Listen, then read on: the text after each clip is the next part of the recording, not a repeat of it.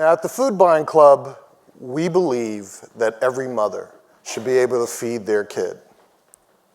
How many of you, by a show of hands, believe that too?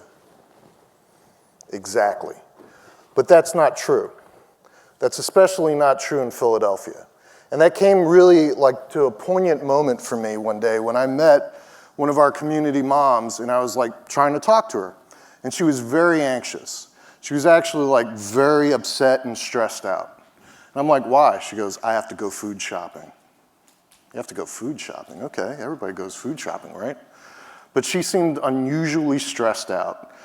That was the end of the conversation, but it really bothered me. Especially when, in Philadelphia, if you look at all the food choices, why was she unusually stressed out? Why did she always think of this thing where I go to a store, I buy food, and I never think about it? Why was she upset? I had to find out. Me and my team, we did our research, and what we found out was pretty scary. The reality is that Philadelphia is the 5th largest city, and it has the highest level of deep poverty.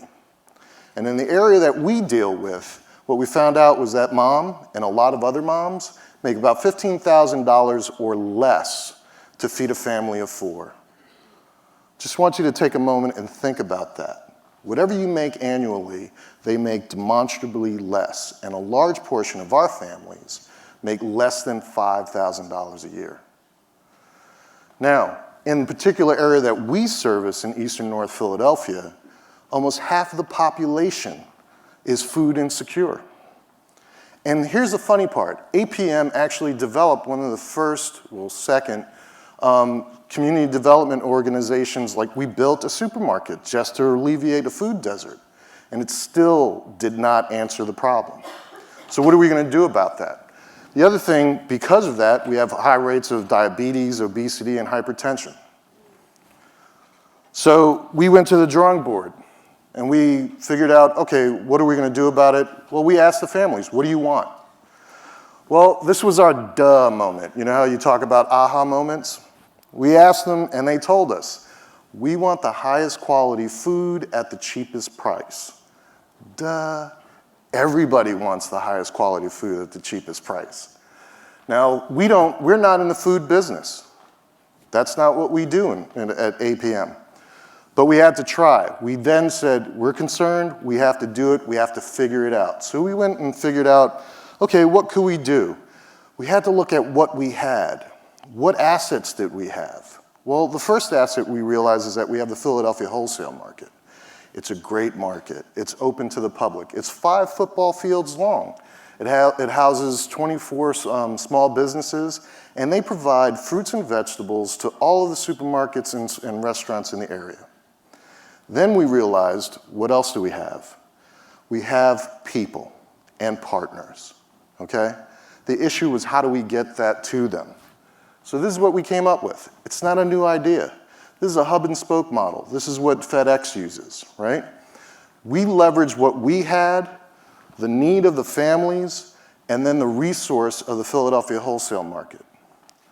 Now, we get a lot of pushback about this, and I want to talk about this a little bit, because this model is not meant to compete with all the other models, all right?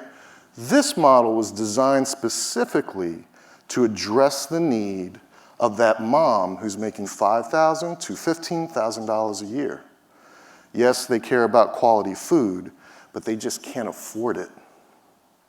So how do we get them the highest quality at the lowest price? Well, this is how it works. Every 2 weeks, we get orders, and we go to the wholesale market. Doesn't that look pretty? And then we get our volunteers and our community connectors, and we go and fill those orders. And then we bring it back to our community center. And this is what we have. This is what we show the population. Everybody gets into the act. And I mean everybody.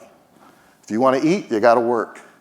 Through this model, we've also been able to hire 5 community members to be relationship managers.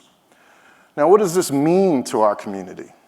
Well, for 34 pounds of food, it only costs them $23. I want you to take a second and think about that. On average, our families spend about $255 a month, and the majority of them are on SNAP benefits. So being able to stretch their dollar by a power of 3 is huge. It allows them to eat fresh fruits and vegetables on a regular basis. The next thing, and these are our numbers from the first year. We serviced over 600 families. We delivered over 60,000 pounds of fresh produce. More importantly, we saved them over $112,000 over the year. But that wasn't the biggest thing. Remember, the mom, she was so anxious. What we did was we were able to reestablish their relationship with their food and their community. Not so anxious now when they know that they can get so much great food for such a low price. She knows she can put good food on the table for her kids. And her kids, you saw those kids, right? They were all smiling. She gets to see that every night now. Now, this isn't a new idea. I just want you all to know that. It's not innovative. It's not like, oh, earth-shattering. All we did was bring back a little bit of the old school. Thank you.